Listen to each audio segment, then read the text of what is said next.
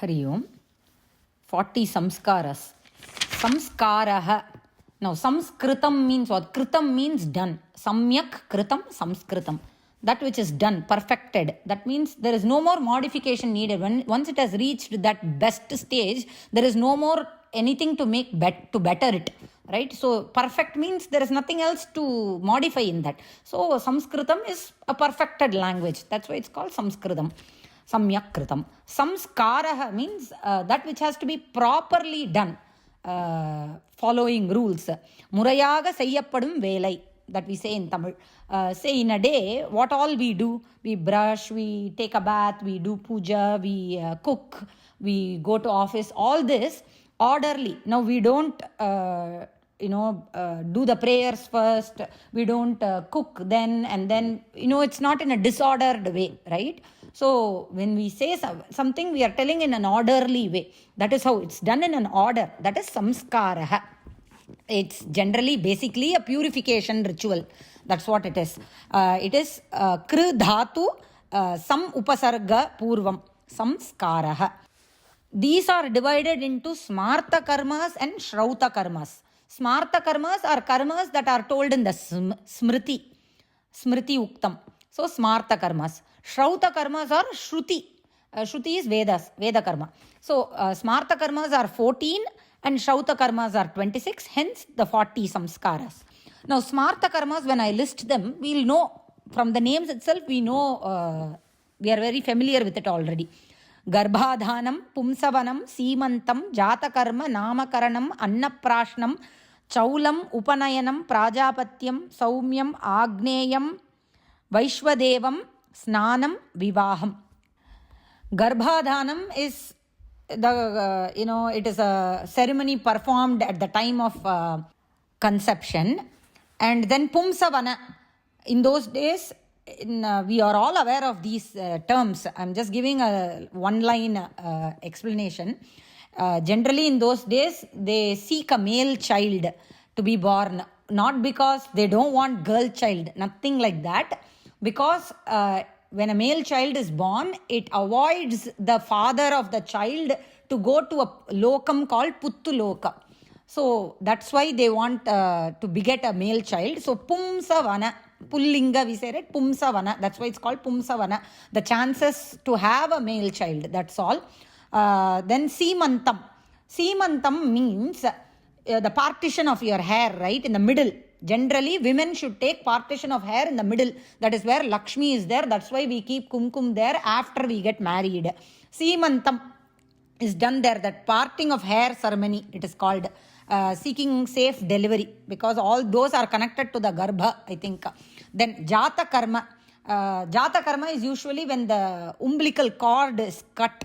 That time it is performed, I think. Then Namakaranam, we know, 10th day, 12th day, depending on each family, they name the child Namakaranam.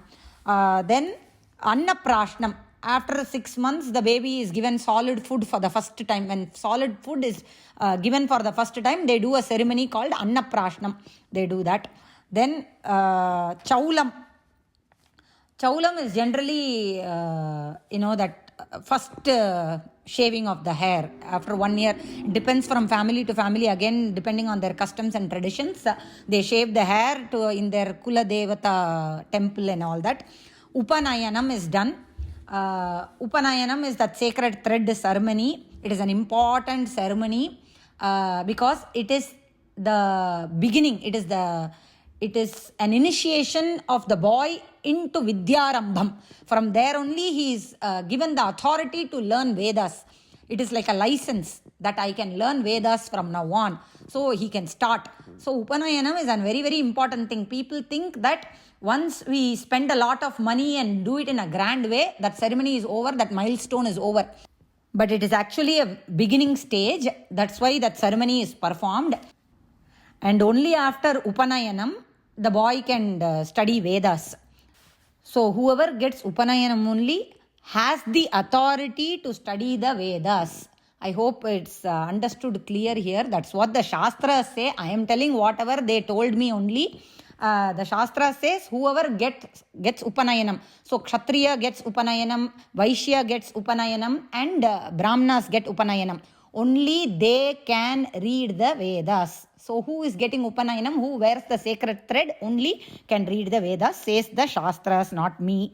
Then Prajapatyam, I'm not sure what it is, but some people say it is a ceremony performed after the boy returns from the Gurukula Vasam. In those days, they travel, they stay in the Patashala, and when the Brahmachari comes back, they are given a ritual bath and like a completion, like a graduation ceremony probably.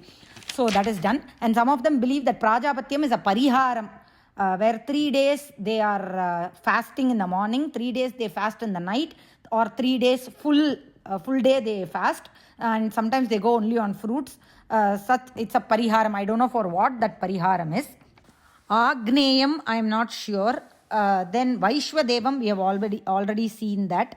And then comes an important ceremony, Vivaham. Vivaham is a very, very important thing, because only after a wife comes, whatever the boy studied in the Vedas, Veda is a manual. Like if I have to know how to build a furniture, I'm seeing a manual, right? But I can't keep looking at the manual itself. I have to start building, right? I have to apply it, right? So Veda is like a manual. Only after the Vivaham stage, he can actually apply whatever he studied in the Vedas practically. Only after a wife comes. He has the adhikaram to do all those only if the wife is present. If the wife is not there, he cannot perform. So Vivaham is an important ceremony, and in Vivaham itself, there are other karmas also. We are aware, they perform vratam and all that. So those ceremonies will come under that. And with Vivaham, the Upasanam, that I will explain in the next audio. Upasanam will come. From that stage only, he can perform the Upasanam. The wife has to be there. So this was the list for Smarta karmas. Shrauta karmas, I said 26. 5 Deva Yajnas, 7 Bhaga Yajnas, 7 Havir Yajnas, and 7 Soma Yajnas. The 5 Deva Yajnas, Deva Yajna, Pitri Yajna, Bhuta Yajna, Manushya Yajna, Brahma Yajna. The chanting of Vedas is Brahma Yajna, when the boy is initiated and he chants the Vedas after the Upanayanam. He chants the Vedas. Then the Deva Yajna is performing all the Yaga, Homa, Karya, Puja, all that falls under Deva Yajna. Pitri Yajna is doing Tarpanam to our ancestors. Manushya Yajna is what is after, in those days what they used to do is, after the Vaishwadevam is performed, so morning Agnihotram and Upasanam will be performed, then they perform the Puja Karyam and everything of Deva Yajnas. In the afternoon, they perform the Vaishwadevam. After the Vaishwadevam, they invite guests. They'll go outside their house. If somebody is passing by, they'll invite them to their house. They will share whatever is cooked in the house with that Atithi. That Atithi Satkaram is what falls under Manushya Yajna. In those days, they have done all this. They will invite every day. They have to serve Atithi. So that is Manushya Yajna. Bhuta Yajna is Bhuta Bali. We can take it as part of Vaishwadevam, where Bhuta Bali is given on the Bhumi. But here Bhuta Yajnam also means that taking care of all the other Jiva Rashis. We put Rangoli outside. We are supposed to do all that. We are in the morning, cow dung water is sprinkled on the front yard, and kolam, Rangoli is drawn with rice flour. Generally with rice flour, because all the ants and all the other Jiva Rashis feed on those. So we are taking care of all the bhutas around us. So that is Bhuta Yajna. Those are the 5 Deva Yajnas. It's crossing 8 minutes. I'll cut and send.